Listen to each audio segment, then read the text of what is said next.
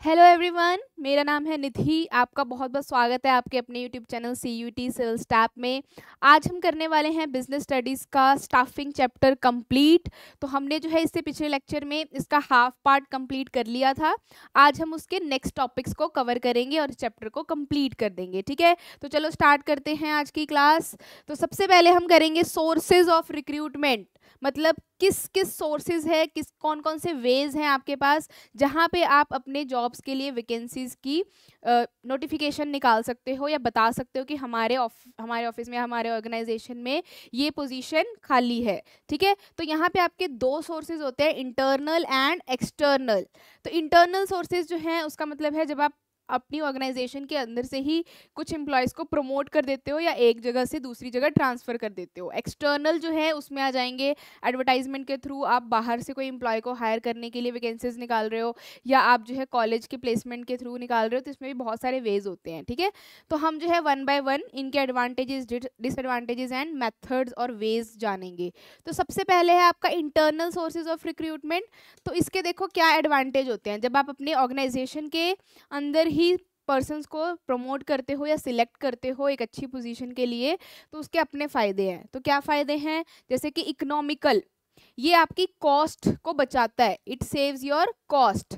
जब आप बाहर वैकेंसी निकालोगे, जब आप बाहर के लोगों के लिए वैकेंसी निकालते हो, तो उसके लिए आपको इंटरव्यू अरेंज कराना पड़ता है, पूरा प्रॉपर पैनल एक्सपर्ट्स को बुलाना पड़ता है, फिर मेडिकल टेस्ट करवाना पड़ता है, अलग अलग टाइप के टेस्ट, रिटन टेस्ट, ये सारी चीज़ें। इसमें टाइम भी बहुत कंफ्यूज होता है और इसमें कंज्यूम होता है, और इसमें आपका पैसा भी बहुत ज़्यादा कंज्यूम होता है, बहुत ज़्यादा खर्च होता है।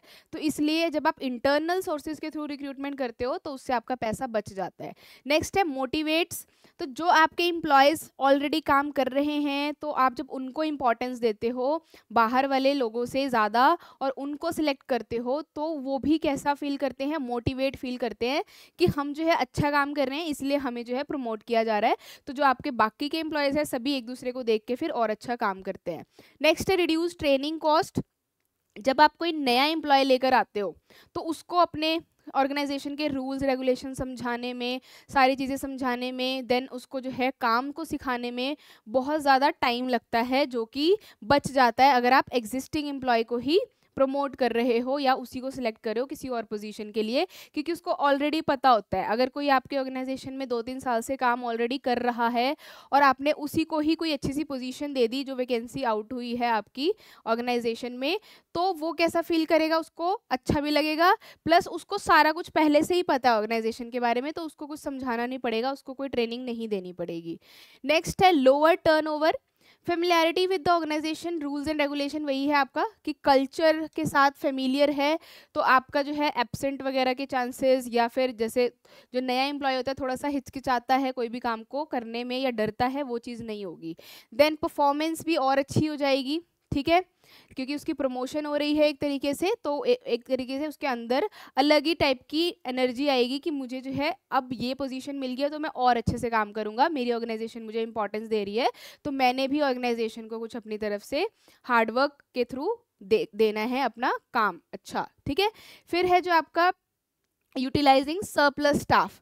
तो कभी कभी क्या होता है, आपके पास खुद इतने ज़्यादा स्टाफ होते हैं कि सपोज करो एक ही पोजीशन पे बहुत ज़्यादा स्टाफ काम कर रहे हैं, जैसे क्लर्क पोजीशन जो है उस पर काफ़ी ज़्यादा काम कर रहे हैं लोग, और जो आपकी मैनेजरियल पोजीशन है वहाँ पे एक ही पर्सन है, तो वहाँ पे आपने क्या कर दिया, उन्हीं क्लर्क्स में से जो ज़्यादा एक्सपीरियंस है और जिसको और भी काम आते हैं उसको आपने जो है प्रमोट करके मैनेजर की पोस्ट उसको भी दे दी।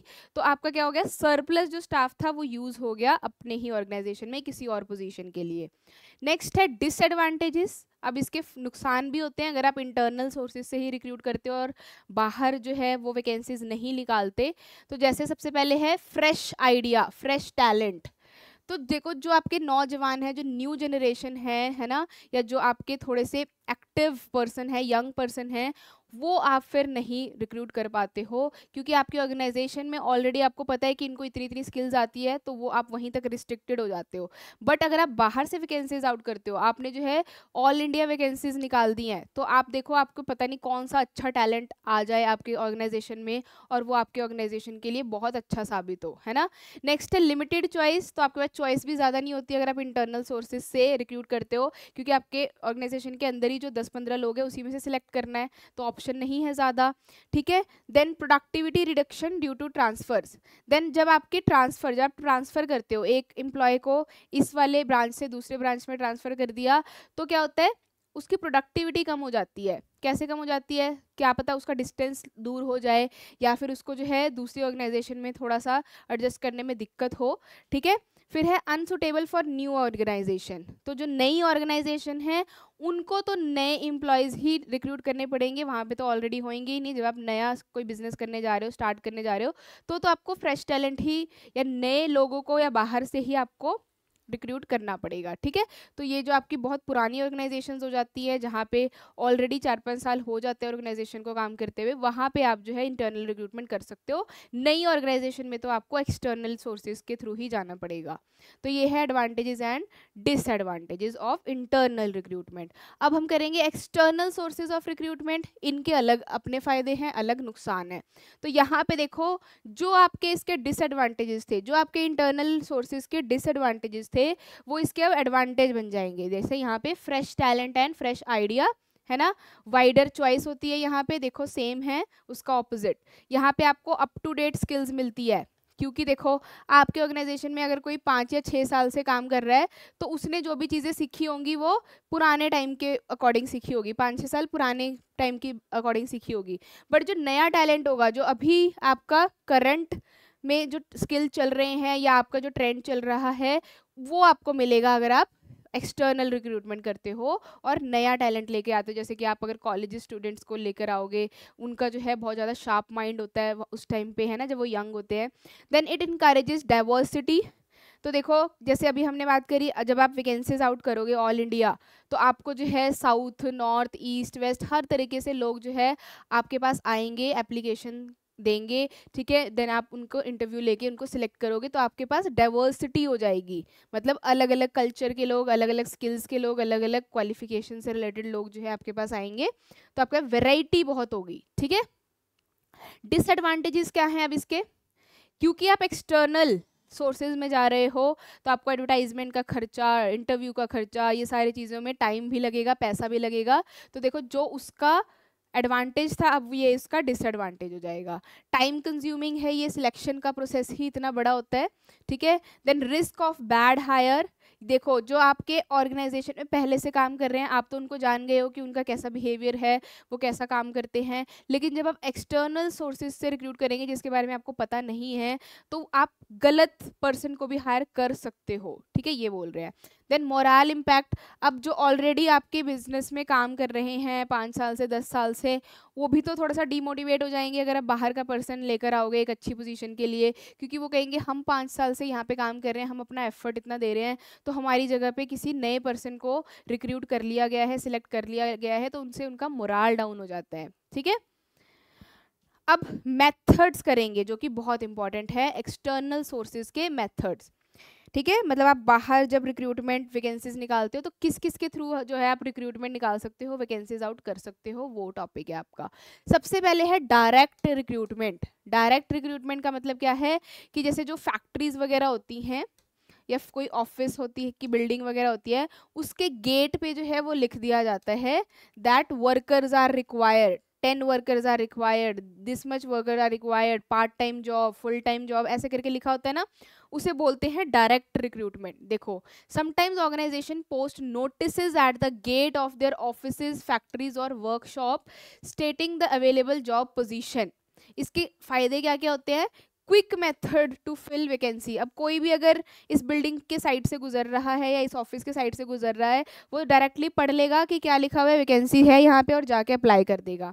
देन यहाँ पे कॉस्ट भी कम लगती है, बस आपको एक नोटिस वाला पेज प्रिंट आउट करना है और वो चिपकाना है बस। डिसएडवांटेजेस क्या है, लिमिटेड रीच। अब जो उसके आसपास के एरिया होंगे, जो उस बिल्डिंग के आसपास लोग रहते होंगे या उधर से जा रहे होंगे, वही सिर्फ देख पाएंगे उस नोटिस को, तो रीच तो हुई नहीं। अब सिर्फ आपके एरिया में ही जरूरी थोड़ी है कि आपके एम्प्लॉयज़ बैठे होंगे, आपको जो एम्प्लॉय चाहिए वो वहाँ पे होगा, तो यहाँ पे लिमिटेड रीच होगी, ठीक है। देन सूटेबिलिटी, ये किसके लिए सूटेबल होते हैं ज़्यादातर, इस टाइप की जो रिक्रूटमेंट होती है, ये जो डायरेक्ट रिक्रूटमेंट है जहाँ पे गेट पे आपका नोटिस लिखा होता है, यहाँ पे लिखा होता है वैकेंसी इज देयर, ठीक है, या वांटेड, है ना, this much workers are required, wanted. तो यहाँ पे जो है ये जहाँ पे आपके लो स्किल, जैसे आपकी जो लेबर क्लास वगैरह से रिलेटेड जॉब्स होती है, वो वाली जॉब्स यहाँ ये वाले डायरेक्ट रिक्रूटमेंट के थ्रू की जाती है। नेक्स्ट है कैजुअल कॉलर्स। कैजुअल कॉलर्स क्या होता है कि आपके जो ऑर्गेनाइजेशंस होती है उनके पास एक लिस्ट होती है, उनके पास क्या होती है, एक लिस्ट होती है, वो एकदम से जो है क्या करते हैं, कैंडिडेट्स को कॉल करते हैं। देखो, large organisation maintain an application file और database with application from job seekers, these pending application from a waiting list when a vacancy arises, suitable candidate from these are contacted. तो कभी कभी क्या होता है, जैसे कि आपके ऑर्गेनाइजेशन में जो है वो बहुत सारे लोग इंटरव्यू देने आए फर्स्ट ईयर में, ठीक है, जब आपने पहले वैकेंसी निकाली तो बहुत सारे लोग जो है वैकेंसी के लिए अप्लाई करने आए, उसमें से आपने सिर्फ 10 लोगों को सिलेक्ट किया, बाकी जो है आपने अनलिस्ट कर दिया, मतलब आपने रख लिया उनका भी रिज्यूमे या सीवी कि हम जो है फ्यूचर में अगर रिक्वायरमेंट होगी तो इनको हम बोल सकते हैं। तो फिर वो क्या करते हैं, उन अनलिस्टेड या वेटिंग लिस्ट वाले लोगों में से क्या करते हैं, वो कॉल करते हैं, फिर पूछते हैं कि हाँ जी अब हमारे पास वैकेंसी जो है वो वैकेंसी की रिक्वायरमेंट है, आप जो है एप्लीकेशन फिल कर सकते हो। इसके एडवांटेजेस क्या होते हैं, हमें ऑलरेडी अवेलेबल कैंडिडेट्स मिल जाते हैं, ठीक है, टाइम फिर ज़्यादा कंज्यूम नहीं होता, जल्दी जो है ये आपका हायरिंग प्रोसेस हो जाता है, ठीक है। देन आपकी जो है आपको पता है पहले से ही उनकी आधी जो टेस्टिंग है वो तो पहले से ही हो गया, जैसे प्रीलिमिनरी स्क्रीनिंग वगैरह, ठीक है, देन उनका जो है मेडिकल टेस्ट वगैरह भी हो गया है, कुछ कुछ चीज़ें सिर्फ दोबारा से इंटरव्यू ले लेंगे बस, तो वहाँ पे प्रोसेस भी ज़्यादा लंबा नहीं रहेगा। डिसएडवांटेज क्या होता है, आउटडेटेड इन्फॉर्मेशन, क्योंकि जो आपकी पहले की जो आपके पास पहले के रिज्यूमे पड़े हुए हैं या पहले के जो सीवी पड़े हुए हैं लोगों के, वो तो पिछले या कुछ सालों पहले के हैं, उसमें अपडेट भी हो गया होगा कुछ ना कुछ, तो इसलिए आपके पास अपडेटेड इन्फॉर्मेशन नहीं होती। लिमिटेड पूल, तो आपके पास यहाँ पे भी कैंडिडेट्स कितने हैं उतने ही हैं जो आपके पास पहले से ही एप्लीकेशन पड़ी हुई है पिछली वाली, ठीक है, नई आपने निकाली नहीं। नेक्स्ट है एडवर्टाइजिंग, तो ये सबसे ज़्यादा पॉपुलर है एडवर्टाइजमेंट निकालना, तो सबसे ज़्यादा यहाँ पे वाइड रीच इसी में पॉसिबल होती है, एक साथ आप बहुत सारे लोगों को जो है वो बता सकते हो कि हमारी कंपनी में जो है वो वैकेंसी आउट हो चुकी है। तो यहाँ पे देखो, ऑर्गेनाइजेशन कोई भी मीडिया सिलेक्ट कर सकती है, प्रिंट मीडिया सिलेक्ट कर सकती है या फिर रेडियो टेलीविजन किसी के भी थ्रू जो है वो वैकेंसी आउट कर सकती है, ठीक है। नेक्स्ट है डिसएडवांटेजेस क्या है इसके, हाई कॉस्ट, एक्सपेंसिव होता है आपका एडवर्टाइजमेंट निकलवाना, है ना, आप अगर न्यूज़पेपर के इतने से बॉक्स में भी जो एडवर्टाइजमेंट देखते हो उसके की भी कॉस्ट होती है बहुत ज़्यादा, या जैसे आपके जो है आप न्यूज़पेपर में देखोगे अगर द हिंदू वगैरह में, टाइम्स ऑफ इंडिया में, तो आपकी जो है इंस्टीट्यूशन एजुकेशनल इंस्टीट्यूशन के भी पूरे पूरे पेज पे एडवर्टाइजमेंट होती है, उसकी बहुत कॉस्ट होती है, ठीक है। नेक्स्ट है एम्प्लॉयमेंट एक्सचेंज। एम्प्लॉयमेंट एक्सचेंज क्या है, ये आपका एक ऑर्गेनाइजेशन है जो सिर्फ एक तरीके से एजेंट या मिडल मैन की तरह काम करता है, इंटरमीडियरी की तरह काम करता है। किसके इंटरमीडियरी, मतलब किसका एजेंट है, किसके बीच में काम करता है, जो जिनको जॉब चाहिए और जो जॉब दे रहे हैं, मतलब एम्प्लॉयर और एम्प्लॉय, ठीक है, जॉब सीकर और एम्प्लॉयर के बीच में जो पर्सन होता है वो क्या करता है, वो जिनको जॉब देनी है, जिनके पास वैकेंसी है, वो इनसे बोलते हैं और ये फिर इनके पास जो है इनसे कांटेक्ट करते हैं, फिर दोनों को जो है उन जो भी मैच करते हैं रिक्वायरमेंट वगैरह उसके अकॉर्डिंग जॉब दिलाते हैं। तो यहाँ पे देखो इसके क्या एडवांटेजेस हैं, accessible to all, open to job seekers from various backgrounds, कोई भी जो है आकर वो यहाँ पे इस ऑर्गेनाइजेशन में जाके बता सकता है कि मेरी ये क्वालिफिकेशन है, अपना रिज्यूमे दे दो कि मेरे को ये जॉब की रिक्वायरमेंट है, फिर जब उस तरीके की जॉब उनको पता लगती है वो कॉल कर देते हैं, ठीक है। नेक्स्ट है डिसएडवांटेज क्या है, लिमिटेड टू रजिस्टर्ड कैंडिडेट्स। अब यहाँ पे देखो रजिस्ट्रेशन करानी पड़ती है, यहाँ पे फी भी होती है कुछ रजिस्ट्रेशन की, तो आप जो है रजिस्ट्रेशन कराना पड़ता है आपको सबसे पहले इनके अंडर, जो ये ऑर्गेनाइजेशंस होती हैं जो आपके एम्प्लॉयमेंट एक्सचेंज में काम करती हैं। तो अगर जो रजिस्टर्ड है, जिन्होंने पैसा दिया है और रजिस्ट्रेशन कराई हुई है, ये सिर्फ उन्हीं को कॉल करेंगे, ये उन्हीं को बताएंगे, ठीक है। चलो नेक्स्ट है प्लेसमेंट एजेंसीज, तो ये भी आपकी प्लेसमेंट एजेंसीज भी कुछ कुछ एम्प्लॉयमेंट एक्सचेंज की तरह ही है, यहाँ पे बस ये है कि आपके जो है ये गवर्नमेंट एम्प्लॉयमेंट एक्सचेंज की बात हो रही है, ये गवर्नमेंट, जैसे आपका जो है अगर चंडीगढ़ में बात करें तो सेक्टर 17 में भी एम्प्लॉयमेंट एक्सचेंज है, तो वहाँ पे जो है लोग 500 या पता नहीं 1000 के अराउंड जो है पैसा रजिस्टर्ड करा के वहाँ पे अपना रिज्यूमे वगैरह देते हैं, तो यहाँ पे गवर्नमेंट से रिलेटेड है ये, ठीक है। एंड जो ये है आपका प्लेसमेंट एजेंसी, ये प्राइवेट यहाँ पे ऑर्गेनाइजेशंस भी आ जाती हैं, तो यहाँ पे ये प्लेसमेंट एजेंसीज भी सेम इसी तरीके से काम करती हैं जैसे आपका एम्प्लॉयमेंट एक्सचेंज वाले काम करते हैं। यहाँ पे देखो इनके क्या क्या सर्विसेज होती हैं जो प्लेसमेंट एजेंसीज प्रोवाइड करते हैं। रिज्यूमे कलेक्ट करना, डाटाबेस मैनेजमेंट करना, मतलब जितने भी आपके रिज्यूमे आ रहे हैं, ऑनलाइन आ रहे हैं या हार्ड कॉपी में आ रहे हैं, उनको इकट्ठा करना, फिर उसका पूरा डाटा तैयार करना एक्सेल शीट वगैरह में। फिर जो है कैंडिडेट्स की क्वालिफिकेशन और जो उनकी कैपेबिलिटी है उसके साथ मैच करना, जो रिक्वायरमेंट्स है मार्केट में जॉब्स की। देन उनको बताना कि आपकी जो है आपकी क्वालिफिकेशन, आपका एक्सपीरियंस इस जॉब के साथ मैच कर रहा है, तो उनको बताना। फिर वो आते हैं, फिर इनको जो है जो भी इनकी फीस वगैरह होती है वो पे करके फिर इंटरव्यू के लिए जाते हैं। ठीक है। अब है कैंपस रिक्रूटमेंट। कैंपस रिक्रूटमेंट क्या है? जो आपके कॉलेजेस या यूनिवर्सिटीज में आती है ना कंपनीज इंटरव्यू लेने बच्चों के, स्टूडेंट्स के, वो है ये campus recruitment.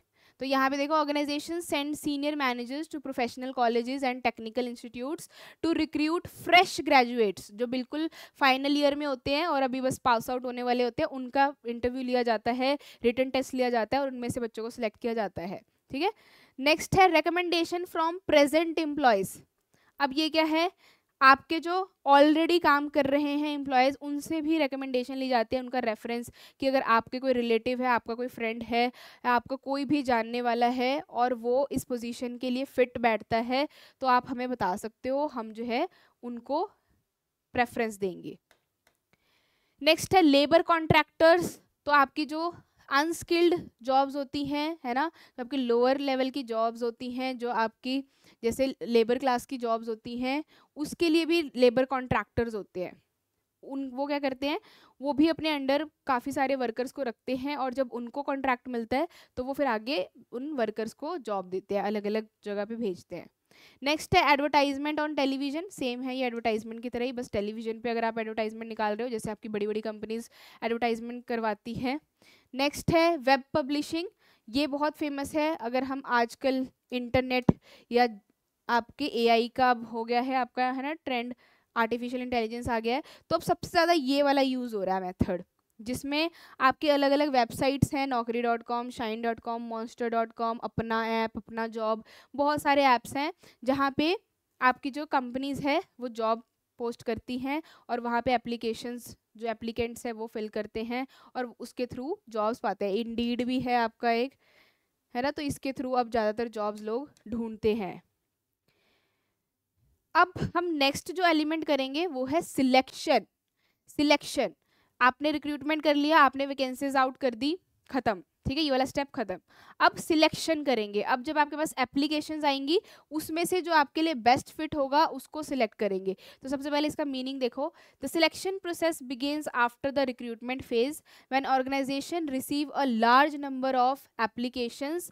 The primary goal of selection process is to identify the most suitable candidate for the job while eliminating those who do not meet the required criteria। तो इसमें क्या करते हैं हम, जब रिक्रूटमेंट हम निकाल देते हैं, जब हम वैकेंसीज आउट कर देते हैं, तो ऑर्गेनाइजेशन के पास बहुत सारी एप्लीकेशंस आती हैं, उसमें से फिर जो बेस्ट लोग होते हैं वो सिलेक्ट किए जाते हैं।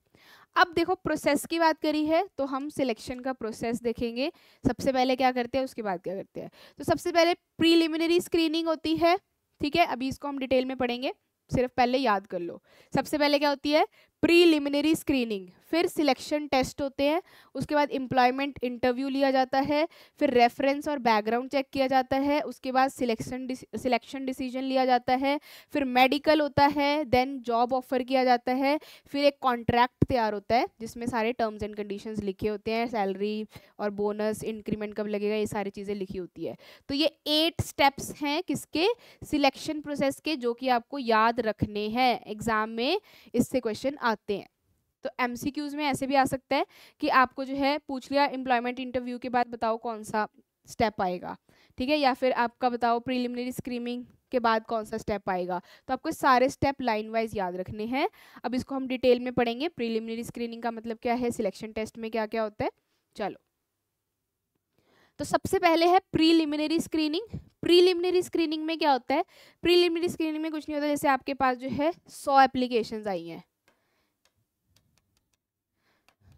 आपकी जॉब है अकाउंटेंट की और आपके पास 100 एप्लीकेशन आई हुई है, तो इन 100 में से आपको कितने अकाउंटेंट चाहिए? आपको 10 अकाउंटेंट चाहिए, सपोज करो आपकी नई कंपनी है, आपको 10 अकाउंटेंट चाहिए।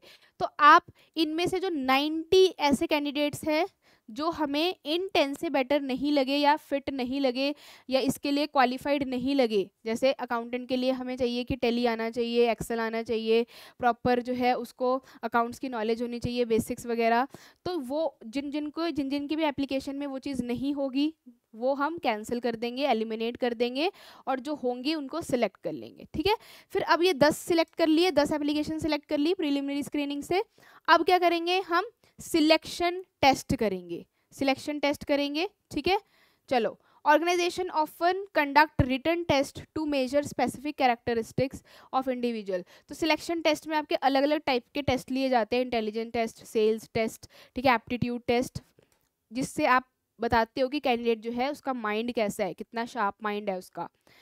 तो यहाँ पे सबसे पहले इंटेलिजेंट टेस्ट लिया जाता है। वो क्यों लिया जाता है? आईक्यू लेवल चेक करने के लिए लिया जाता है कि उसका कितना दिमाग तेज है। जैसे आपके रीजनिंग वगैरह के क्वेश्चन आते हैं ना, या आपके जो है ट्रिकी क्वेश्चंस पूछे जाते हैं। देन एप्टीट्यूड टेस्ट होता है, ठीक है, यहाँ पे हमें देखा जाता है कि उसके अंदर कितना टैलेंट है, कितना कैपेबिलिटी है कि वो नई चीज़ों को कैसे जल्दी सीखता है या लेट सीखता है।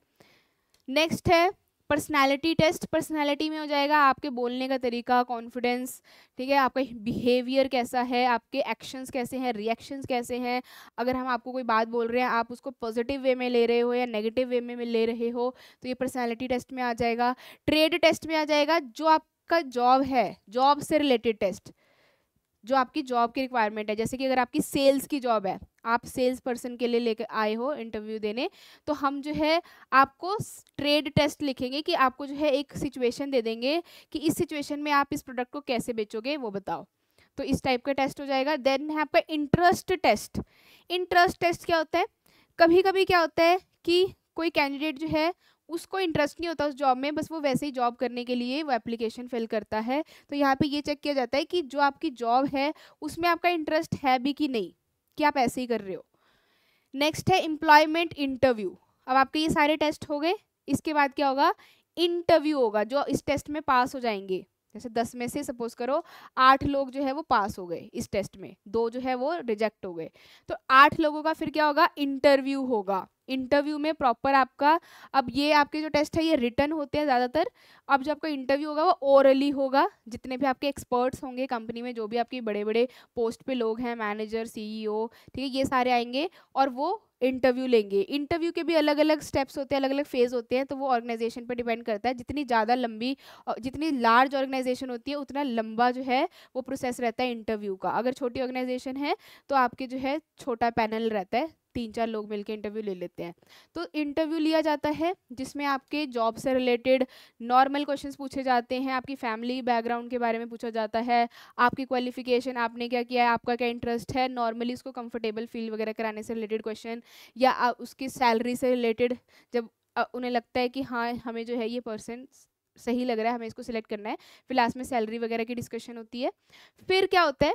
फिर रेफरेंस बैकग्राउंड चेक किया जाता है कि आप जो है और किस किस को जानते हो। जैसे कि अगर आप किसी पिछले ऑर्गेनाइजेशन में काम करके आए हो तो आप बता सकते हो कि मैं इन पर्सन को जानता हूँ, या आप अगर कॉलेज में भी अगर आपके किसी से अभी भी कनेक्शन है, किसी टीचर से, किसी प्रोफेसर से, आप उनका नाम भी ले सकते हो, या अगर आपने कुछ भी कहीं पे पार्टिसिपेट किया है, किसी भी एनजीओ वगैरह में काम किया है, आप उनका रेफरेंस दे सकते हो। तो यहाँ पे बैकग्राउंड चेक किया जाता है और रेफरेंस चेक किया जाता है कि मतलब आपका कोई क्रिमिनल बैकग्राउंड ऐसा तो नहीं है। नेक्स्ट है सिलेक्शन डिसीजन। फिर क्या करते हैं हम? डिसीजन लेते हैं कि अब ये जो 8 कैंडिडेट बचे हैं हमारे पास जिनका हमने इंटरव्यू लिया है, उसमें से किन किन को सिलेक्ट करना है, इसमें से कौन से बेस्ट है। फिर मेडिकल एग्जामिनेशन होगा। जब सिलेक्ट हो जाएंगे कैंडिडेट, फिर उनका मेडिकल एग्जामिनेशन होगा कि वो फिजिकली फिट भी हैं कि नहीं। अब हमने सिलेक्ट कर लिया, दिमाग सब तेज़ है, बट वो फिट ही नहीं है, उसको जो है बहुत सारे डिसीज़ हैं या कोई ऐसे डिसीज़ है जिससे वो काम नहीं कर पाएगा अच्छे से, तो वो सारी चीज़ें भी चेक करते हैं। नेक्स्ट है जॉब ऑफर। फिर अगर वो मेडिकल एग्जामिनेशन में भी पास हो गया, फिर उसको जो है ऑफर लेटर मिल जाता है। उसके बाद जब वो उस ऑफर लेटर को एक्सेप्ट कर लेता है, फिर एक कॉन्ट्रैक्ट बनाया जाता है जिसको बोलते हैं कॉन्ट्रैक्ट ऑफ एम्प्लॉयमेंट। इस कॉन्ट्रैक्ट में सारी चीज़ें लिखी होती हैं जो एम्प्लॉयर एम्प्लॉय को बताता है और जो एम्प्लॉय ने डिमांड किया होता है। तो यहाँ पे सारी चीज़ें लिखी होती है, उसकी ड्यूटीज़ क्या है, सैलरी क्या होगी, क्या क्या बेनिफिट मिलेंगे, आपका जॉब टाइटल क्या है, फिर आपकी जो है कितना टर्म ऑफ एम्प्लॉयमेंट है, आप जो है कब रिटायर होंगे या कब जो है हम आपको इस जॉब पे से निकाल सकते हैं या रख सकते हैं। ठीक है, देन आपका जो है यहाँ पे वर्किंग आवर्स कितने होंगे, ये सारी चीज़ें आ जाएंगी। तो ये क्या है आपका कॉन्ट्रैक्ट ऑफ एम्प्लॉयमेंट। नेक्स्ट है training and development. Training and development क्या है, अब आपने सिलेक्ट कर लिया, सारे कैंडिडेट्स को सिलेक्ट कर लिया, सपोज करो 8 लोग थे, उसमें से आपने 5 लोगों को सिलेक्ट कर लिया। तो उन 5 में से ज़रूरी तो नहीं है कि सारे एक्सपीरियंस होंगे, उसमें से कुछ लोग जो हैं वो फ्रेशर भी होंगे, जिन्होंने सीधा जो है ग्रेजुएशन या पोस्ट ग्रेजुएशन करने के बाद अप्लाई किया होगा इस जॉब के लिए। तो उनको क्या करोगे आप, देखो हमारे इंडिया में क्या है, हमारे कंट्री में जो है वो ज़्यादातर जो आपके लोग हैं वो सिर्फ थ्योरी ही पढ़ के आते हैं, कॉलेज से जब निकल कर आते हैं थियोरेटिकल चीज़ें ही पढ़ के आते हैं, प्रैक्टिकल नॉलेज बहुत कम लोगों को होती है। वो कॉलेज से निकलने के बाद या यूनिवर्सिटी से निकलने के बाद वो प्रैक्टिकल नॉलेज जो है वो प्राइवेट इंस्टीट्यूशन से एक्वायर करते हैं। जैसे कि अगर आप देखो, जो अगर आप कॉमर्स बैकग्राउंड के देखो या आर्ट्स बैकग्राउंड के देखो, वो सिर्फ थ्योरी पढ़ते हैं। तो उन लोगों को क्या देनी पड़ती है, ट्रेनिंग देनी पड़ती है, उन्हें स्किल्स जो है वो सिखाने पड़ते हैं कि हमारा, जैसे आपने अभी हम अकाउंटेंट का एग्जांपल ले रहे थे, तो हमारा जो सॉफ्टवेयर है, कोई अकाउंटिंग सॉफ्टवेयर है, उसके बारे में कुछ नहीं पता कैंडिडेट को, जिनको हमने सिलेक्ट किया, तो आपने क्या किया, उनको फिर उस अकाउंटिंग सॉफ्टवेयर की ट्रेनिंग दी प्रॉपर। आपने अराउंड 1 मंथ की ट्रेनिंग दी, उसके बाद उसे पता लगा कि मैंने एक्चुअल में काम कैसे करना है, इन सॉफ्टवेयर को कैसे यूज़ करना है, तो इसे हम बोल देंगे ट्रेनिंग। अब फिर ये आप जब बहुत लॉन्ग टर्म तक सीखते जाओगे चीज़ें, ऑर्गेनाइजेशन पे रह के एम्प्लॉयज़ जो है नई नई चीज़ें सीखते हैं ऑर्गेनाइजेशन में, उससे क्या होता है, उनकी डेवलपमेंट होती है, उनकी करियर डेवलपमेंट होती है।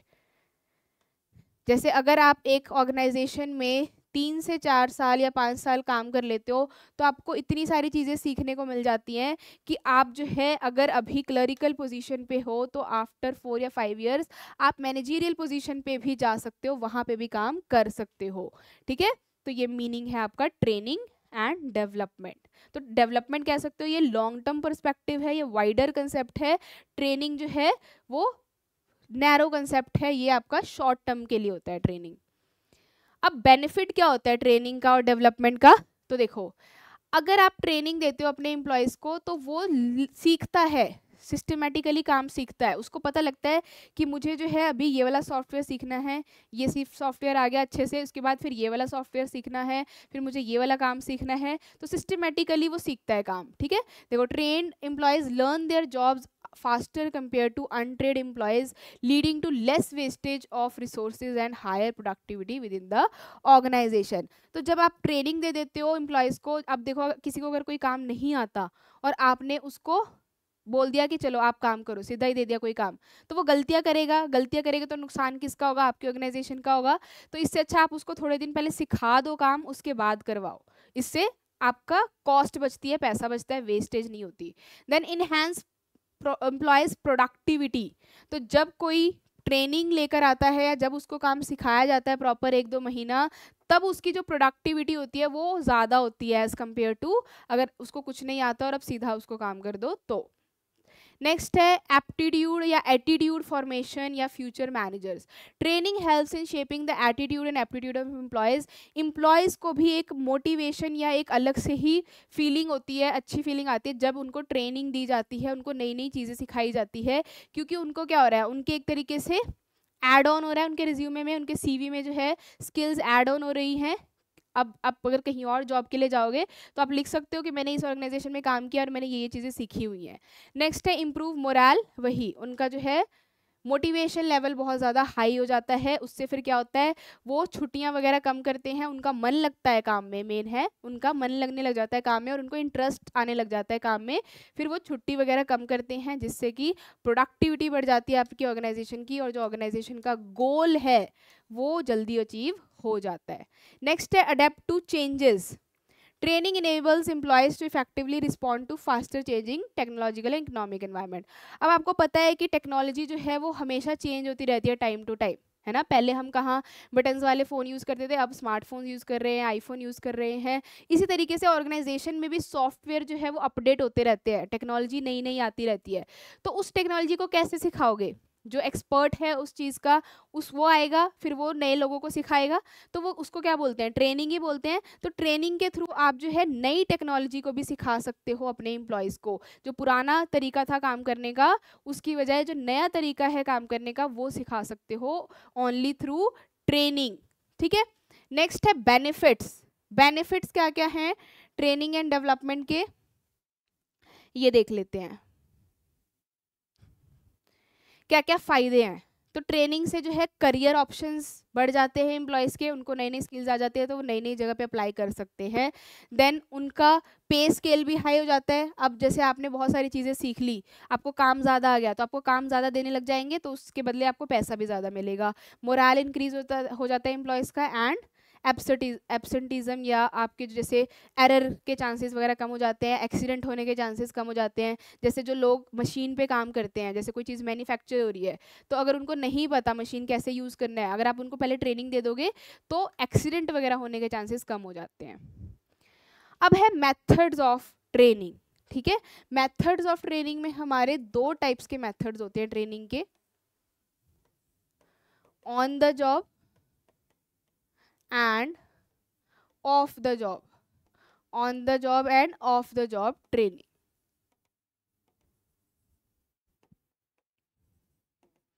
ऑन द जॉब ट्रेनिंग का मतलब क्या है? जब आप जॉब कर रहे हो उसी के दौरान जब आपको ट्रेनिंग दी जा रही है कि इसको ऐसे करना है, इस सॉफ्टवेयर को ऐसे चलाना है, टाइम टू टाइम आपको जो है कोई सुपरवाइजर जो आपसे बड़ा है या आपका जो है सीनियर है वो आपको सिखा रहा है। ऑफ द जॉब ट्रेनिंग होता है जब आप ऑफिस या अपनी जो ऑर्गेनाइजेशन है उससे बाहर निकल के, out of the campus, out of the organization आप जाकर ट्रेनिंग लेने जाते हो। जैसे कोई आपका एक अलग से इंस्टीट्यूट बनाया हुआ है जहाँ पे आप अपने न्यू एम्प्लॉयज़ को पहले ट्रेनिंग के लिए भेजते हो, वहाँ पे उसी तरीके से मशीन्स वगैरह रखी होती है जैसे आपकी एक्चुअल में मशीन्स होती है, और उस डमी टाइप की जो मशीन्स होती हैं उसमें वो पहले ट्रेनिंग लेकर आते हैं, उसके बाद एक्चुअल में वर्क करते हैं, उसको बोलते हैं ऑफ द जॉब ट्रेनिंग। तो देखते हैं कौन कौन से मेथड्स हैं और इनके क्या एडवांटेज है और क्या डिसएडवांटेज है। सबसे पहले on the job training. On the job training का मतलब देखो, it involves training employees while they are performing their job. This method allows employees to learn by doing. तो ये इंपॉर्टेंट है, इसे एमसीक्यूज आता है कि लर्निंग बाय डूइंग किस टाइप की ट्रेनिंग होती है? ऑन द जॉब ट्रेनिंग होती है। इसके क्या क्या फायदे होते हैं? Employees can learn practical problem solving while working on the job. मतलब वो काम भी कर रहे हैं और काम करते करते सीख भी रहे हैं, तो उनका काम करने का भी टाइम जो है वो बच रहा है। नेक्स्ट है immediate feedback and hand on experience. अब आप काम कर रहे हो और उसी टाइम आपको बताया जा रहा है इसको ऐसे करना है, फिर आपने किया, फिर आपको उसी टाइम फीडबैक मिल जाता है कि हाँ आपने अच्छे से काम करा है, हमने जो आपको बताया था उसी तरीके से किया है, और आपको एक्सपीरियंस उसी टाइम मिल जाता है, उस अभी सीखा अभी कर लिया। नेक्स्ट है disadvantages. It can result in wastage of resources. अब देखो, आप एक्चुअल वर्क जब कर रहे हो उसी टाइम आपको सिखाया जा रहा है, ज़रूरी नहीं है एक ही टाइम में हर पर्सन एक ही बार में सीख जाता है, उसको 2-3 बार भी सिखाना पड़ता है। तो आपने एक बार आपको कोई चीज़ बताई, आप भूल गए, अच्छे से नहीं आपने सुना, और आपने वो करने की कोशिश की, प्रैक्टिकली काम किया और आपसे गलती हो गई, तो यहाँ पे एरर के चांसेस ज़्यादा हो जाते हैं ऑन द जॉब ट्रेनिंग में, जिससे नुकसान किसका होगा? ऑर्गेनाइजेशन का होगा। Off the job training, it is a type of training which take in which employees away from their work environment, providing a break from their regular job duties. This method is more suitable for managerial job position. तो ये किस type की job में होता है? जो आपकी managerial, clerical या मतलब डेस्क वाली जो आपकी जॉब्स होती है उसके लिए। तो यहाँ पे सेमिनार अटेंड करवाया जाता है, उनको वर्कशॉप्स लगवाई जाती है, कॉन्फ्रेंसेज अटेंड किया जाता है, करवाया जाता है एम्प्लॉयज़ को। जैसे कि आपके एक्सपर्ट्स वगैरह आते हैं, वो प्रॉपर वर्कशॉप ले रहे हैं, वहाँ पे आपको चीज़ें सिखा रहे हैं, तो आप एक तरीके से वर्क प्लेस से बाहर जाकर सीख रहे हो ना। इसके एडवांटेजेस क्या है? आपको कोई डिस्ट्रैक्शन नहीं होती, आप प्रॉपर जाके लर्निंग एनवायरनमेंट में जाके सीख रहे हो, ये नहीं कि बीच बीच में आपको काम भी करना पड़ रहा है और फिर सीखना भी पड़ रहा है। देन डिसएडवांटेज क्या है? यहाँ पे कॉस्ट ज़्यादा लगती है इसकी। यहाँ पे एक तो रहने की कॉस्ट, फिर आप भेज रहे हो किसी और सिटी में या कहीं और, तो वहाँ का ट्रैवल का कॉस्ट आएगा आपका, ट्रेनिंग फैसिलिटीज़ की कॉस्ट, जो आप सेमिनार अटेंड करवाने के लिए एक्सपर्ट्स को बुला रहे हो, वर्कशॉप अटेंड करवा रहे हो, ये सारी चीज़ों में पैसा बहुत खर्च होता है, तो ये कॉस्टली है ऑफ द जॉब ट्रेनिंग। अब यहाँ पे सबसे पॉपुलर टाइप की जो आपकी ऑफ द जॉब ट्रेनिंग है वो है वेस्टिब्यूल ट्रेनिंग या वेस्टिब्यूल स्कूल ट्रेनिंग जिसको बोलते हैं, ये इंपॉर्टेंट है। वेस्टिब्यूल ट्रेनिंग क्या होता है? It is an of the job method that stimulates the actual work environment. Employees learn their job on the equipment they will be using, but the training is conducted away from the work floor. तो vestibule training में क्या होता है, एक आपकी जगह होती है जहाँ पे जैसा आपने काम एक्चुअल में करना है, रियलिटी में करना है, उसी तरीके की वहाँ पे एक सिचुएशन क्रिएट किए जाती है, वहाँ पे उसी तरीके की मशीन्स वगैरह रखी जाती हैं और वहाँ पे आप जाके सीखते हो वो मशीन्स को चलाना, ठीक है। जैसे इसको सिमुलेशन भी वर्ड भी आपने पढ़ा होगा, सिमुलेशन। जैसे अगर हम एग्जांपल ले, एक जो पायलट होता है वो डायरेक्टली जाके प्लेन को नहीं फ्लाई करता, वो जो है पहले सिमुलेशन में जाता है, मतलब एक डमी एरोप्लेन होता है, वहाँ पे जाके सारी चीज़ें सीखता है, फिर उस एरोप्लेन को सीखने के बाद वो एक्चुअल जो है एरोप्लेन उसको फ्लाई करता है।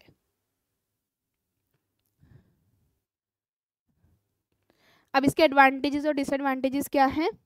Employee get hand on experience, तो उसको जो है एक्चुअल वर्क की तरह ही वहाँ पे भी सीखने को मिलता है, क्योंकि वहाँ पे सेम टू सेम वैसी ही मशीन्स रखी जाती है जो आपके ऑर्गेनाइजेशन में जिस पे आप काम करने वाले हो। Then training environment can closely monitor and control, तो वहाँ पे आपको कोई डिस्टर्बेंस नहीं होती, वहाँ पे आप पूरा फोकस अपने ट्रेनिंग पे दे सकते हो। देन डिसएडवांटेजेस क्या है? कॉस्ट ज़्यादा लगती है, इक्विपमेंट वगैरह का खर्चा, वहाँ पे जो भी सेटअप तैयार किया जाता है वो सारा महंगा होता है।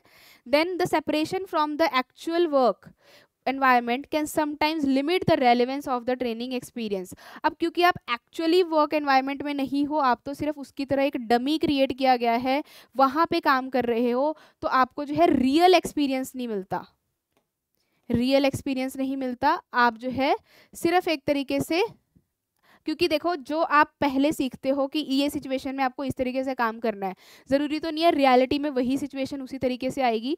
कभी कभी जो है कोई भी सिचुएशन आ सकती है जो हमें नहीं पता होता, अनसर्टेन होती है, तो फिर उसमें जो है आपको थोड़ी सी दिक्कत आने लग जाती है। तो ये आपके एडवांटेजेस एंड डिसएडवांटेजेस हैं, ठीक है। तो ये था आपका स्टाफिंग चैप्टर, एक बार जल्दी से रिवाइज कर लो और ये चैप्टर जो है आपका कंप्लीट हो गया है। चलिए, तो हमने क्या किया? Sources of recruitment, internal and external, फिर इसके अलग से एडवांटेजेस एंड डिसएडवांटेजेस पढ़े हमने, एक्सटर्नल के, इंटरनल के, फिर मेथड्स देखे किसके? एक्सटर्नल सोर्सेज के, कैजुअल कॉलर्स, एडवर्टाइजमेंट, ये सारे आपने सबके एडवांटेजेस डिसएडवांटेजेस याद रखने हैं। Employment exchange, placement agencies, campus recruitment, labour contractor, web publishing, ठीक है। देन सिलेक्शन किया हमने, सिलेक्शन का पूरा फिर प्रोसेस पढ़ा, ये आपने याद रखना है। एंड इसके अंदर क्या क्या की चीज़ें होती हैं वो सारी चीज़ें याद रखनी है, कौन कौन से टेस्ट होते हैं, एक अलग से टेस्ट के भी क्वेश्चन आ जाते हैं, ट्रेड टेस्ट क्या है, इंटरेस्ट टेस्ट क्या है।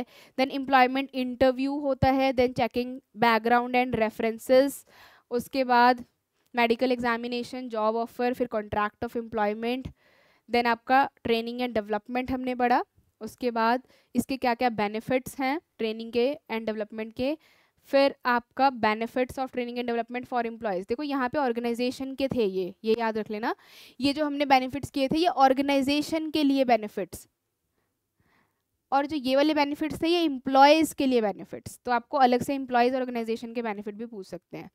फिर हमने मेथड्स ऑफ ट्रेनिंग किया, ऑन द जॉब, इनके अलग advantages disadvantages, of the job के अलग एडवांटेजेस एंड डिसएडवांटेजेस। फिर हमने लास्ट में किया वेस्टिब्यूल स्कूल या वेस्टिब्यूल ट्रेनिंग किसे कहते हैं, इसके एडवांटेजेस एंड डिसएडवांटेजेस। तो आप जो है हमारा टेलीग्राम चैनल भी फॉलो कर सकते हैं जहाँ पे आपको प्रॉपर नोट्स वगैरह इसके मिल जाते हैं, ठीक है। तो इसको आप ज्वाइन कर सकते हैं। आई होप आपको जो है आज का सेशन पसंद आया होगा, तो आप जो है लाइक कर देना इस सेशन को और अपने फ्रेंड्स के साथ शेयर कर देना, और रेगुलर क्लासेस को जो है आपने अटेंड करना है, ठीक है। क्योंकि अगर आपका जो एग्ज़ाम है अब ज़्यादा टाइम नहीं है ना, अब तो आपका टाइम बीतता ही जा रहा है, तो आप अभी से ही तैयारी करना शुरू कर दो। तो thank you for the session, like it, share it with your friends. मिलते हैं हम नेक्स्ट क्लास में जिसमें हम नेक्स्ट चैप्टर जो है वो स्टार्ट करेंगे। Take care and bye bye.